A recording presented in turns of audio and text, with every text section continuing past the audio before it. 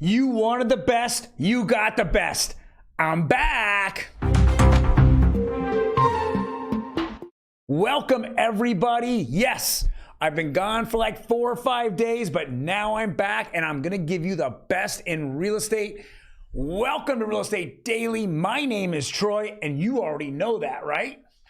Every day I give you the best news in mortgage, real estate, and the housing market.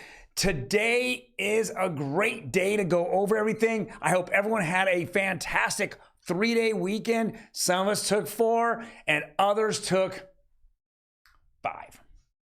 All right. Before we jump into it, hit that subscribe button, boom, boom. Check us out on our other social media platforms. We are on Instagram, TikTok, and of course, right here on YouTube, if I'm not banned. All right, jump right into it. Here is Yahoo Finance. It says Tuesday, January 17th. Yeah, all you fact checkers, it does say 2023. Real estate gurus, it may be time to buy a home now. It wasn't during the fourth quarter of last year. It's time to buy now. Well, guys, guess what? We're going to go over rates here in a minute, and we're going to kind of put the proof in the pudding when we check that out. We are seeing a very big surge in the positivity of this market that we're just not seeing, obviously, in the mainstream media. Definitely the New York Times or CNBC, or there's nothing really positive there, but we're seeing smaller media outlets such as, Yahoo's really a smaller media outlet, but ones that we don't really report on, they're actually getting right to it. See this guy right here? The guy you see in the picture, he's climbing up because he wants to get his dream home on the rocks, on a cliff. All right, let's jump right to the next article. All right, investors seek to pull $20 billion from core real estate funds. Thank you. Okay, JP Morgan and Morgan Stanley are among the fund managers facing withdrawal requests as property values decline. We continue to see this. We saw with BlackRock the fourth quarter, and now the first quarter of this year. People are taking self-custody of their investments. They're not allowing these jokers out here who are putting their agenda and crushing it all together in their investment funds, and then causing, not for your investments to go up as much as possible, but for their agendas to go up as much as possible. This is not financial advice. I'll say that again. NFA. Not NFA. Hey, my mom made me stay home one day when I was sick in the 4th grade, all right?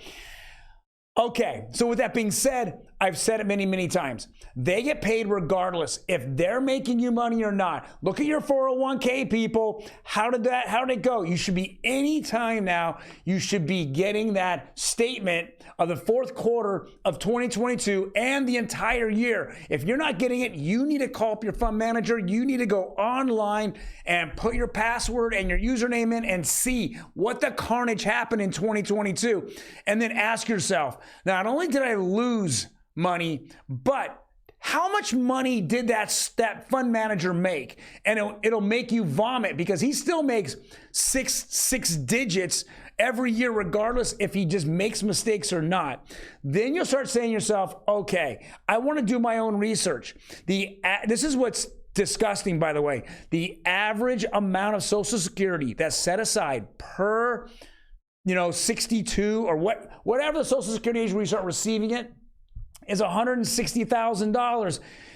If you look back 10, 15 years ago, that was enough to maintain probably the rest of your life. Today, it's not even close. That might be 4 or 5 years, and then you're in poverty. Are you kidding me? Your politicians have done you no good. For sure, your managers have not done you any good by putting your 401k into their hands. Guys, do your own research. It's time to grow up and put that research together and figure out what's out there. I mean, there's precious metals have gone up. If you would add all your money in precious metals last year, you would have made money. Gold, silver, custody it or even paper traded it. It's better than what those guys did for majority of those retirement funds. So it's good to see that people are now exiting from them instead of them using your money against you. Next, California, this Orange County Register, which I think has very skewed information. California rents fall 4 straight months. Where were the biggest dips? Well, where are the biggest dips? Well, they're in the major cities. Why are they in the major cities? Because there's rent control. Well, what's happening with rent control? You ask, Emmy. What's happening with rent control? It's frozen. They won't let you raise rents. So all the people that have been there, LA City, what's happened? So since March of 2022, they've not allowed you to raise rents. It is now January of 2023, and they forwarded thank you to the new mayor. They decided, actually it wasn't a new mayor, it was a city council. They decided, hey, we don't want anybody of wealth making money on our citizens and our population. So now they've continued it through January 1st of 2024. Why? They're getting sued. That's why. They need to get sued. They're getting sued. There's no reason why. They won't put any money towards the homeless, but they'll continue to make people, stay in their homes, until one day when they get sued enough where they have to release it, you're going to see 5, 10, 15% jumps, and the people that are living there will be shocked and won't be able to afford it. It makes sense to have rent control 3% a year because it's manageable. But when you have to release it and and the city of LA gets sued, and you know that the lawsuit's going to be 10, 15, 20%, or even eviction at this point, it doesn't make any sense. That's why California is a complete cluster. Beep. What do I pay her for? Next.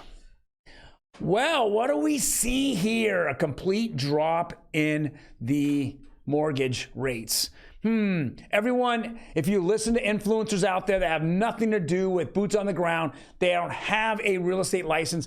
All they do is listen to CNBC or Politico or Buttberg, whatever, right? They're going to tell you how bad the housing market is. Yet what's happening? We're seeing that there's no inventory on the market, and we're seeing interest rates going down. We will see another surge of home sales coming up here. There's no doubt about it. There's a lot of excitement that people feel that we're going to see a pivot in the Fed, raising interest rates. So they're planning, right now everyone's thinking that we went from 75 basis points in October down to 50 basis points in December. Now we're going to 25 basis points February 1st when they're going to announce it next. They're seeing that decline. They're seeing that inflation. Your gas prices are going down. They're seeing all this, so the euphoria is back. Hey, I need to jump in when I can. We're going to see refinances kind of boom here a little bit, especially if we see another downtick. We still have 2 weeks before the Fed. For the Fed actually puts out what their rates are going to be or what they're going to raise, or if they go flat. Euphoria is back. The euphoria is back, and we're just not seeing it out there in the media, and we're seeing it amongst boots on the ground here. My phone's ringing. People are wanting to go out and look at homes. I know that market is going to get hot again, and it's going to get red hot. Guys, thank you very much for joining me today. Yes, I am back. You love my personality. You love who I am. Comment below how old and ugly I am. Did that rhyme? I guess that rhymed. Guys, you take care. I will see you on Wednesday.